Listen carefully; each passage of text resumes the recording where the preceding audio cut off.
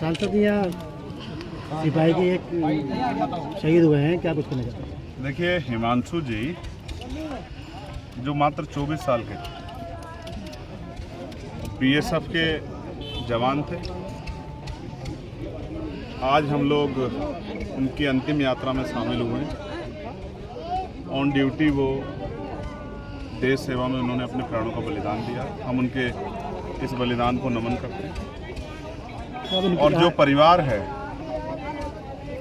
जब एक जवान जाता है उसके परिवार पर क्या बीतती है। हालांकि गर्व का पल भी होता है क्योंकि बलिदान का हमेशा देश में सम्मान होता है, लेकिन एक तकलीफ भी होती है जिनका 24 साल का बेटा जाता है। उनके परिवार को बहुत तकलीफ है और ऐसे समय मैं और हमारा पूरा क्षेत्र, इस क्षेत्र के लोग, यहाँ के तमाम सम्मानित लोग उस परिवार के साथ खड़े। हमारी आदरांजलि भाई हिमांशु जी को और उनके परिवारों को कुदरती दुख सहने की शक्ति दे। सांसद जी, इसमें प्रस्ताव रखा गया है, क्या क्या मांगे दी गई हैं? जगत गुरु सतगुरु रविदास जी महाराज उनको इतनी हिम्मत दे कि वो इस दुख को सह सके। परिवार की इच्छा थी, परिवार की और कोई इच्छा नहीं थी, सिर्फ एक इच्छा थी कि उस बेटे को सम्मान मिलना चाहिए। गांव के लोगों ने उस सम्मान को, उस दर्द को समझा, क्योंकि ये एक परिवार का बेटा नहीं, पूरे क्षेत्र का बेटा है, देश का बेटा है। तो प्रस्ताव हो गया है, एक शानदार स्मारक जो है भाई हिमांशु जी की याद में हम लोग यहाँ बनवाएंगे। हमने यहाँ अधिकारियों से बात की और यहाँ पर्याप्त उस तरह की जगह है जिस पे एक जो है,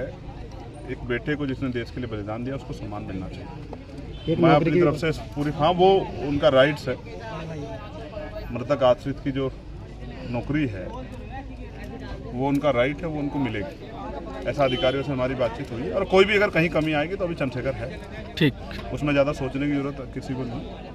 किसी भी तरह की, हर तरह की उनकी मदद के लिए, उनकी आवाज़ उठाने के लिए यहाँ सक्षम नेतृत्व है। उनके आंसू नहीं बहेंगे, ये मेरा आप लोगों को वादा है। अंतिम संस्कार में इतना समय हो गया कि लेट हो गया, क्या वजह रही? लेट ये हुआ कि कुछ मिसअंडरस्टैंडिंग थी, उसमें थोड़ा समय लगा। हालांकि बाद में सब लोगों ने उस पर सहमति जाएगी, अधिकारियों ने भी। मैं अधिकारियों का भी धन्यवाद करूँ। और ये इसी तरह से जो है, आप ये समझिए, अगर जो लोग देश के लिए बलिदान देते हैं, अगर उनका सम्मान नहीं होगा तो कौन अपने बेटों को जो है सेना में, अर्धसैनिक बल की जो है नौकरी के लिए, देश की सेवा के लिए, वीआईपी की सुरक्षा के लिए, एयरपोर्ट और तमाम तरह की सुरक्षा के लिए कौन भेजेगा जी।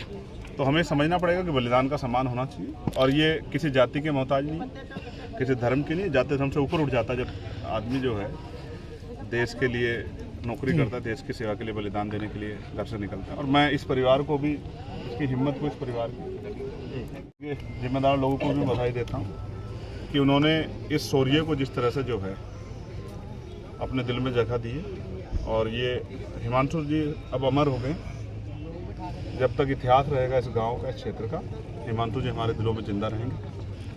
और मैं फिर दोबारा से प्रार्थना करता हूँ कुदरत से कि उनके भाई जो उनसे बड़े हैं, भाई केशव जी, हमारे यहाँ के प्रधान जी, सब लोग उनके दर्द के साथ खड़े और उनके साथ खड़े हैं। ठीक है।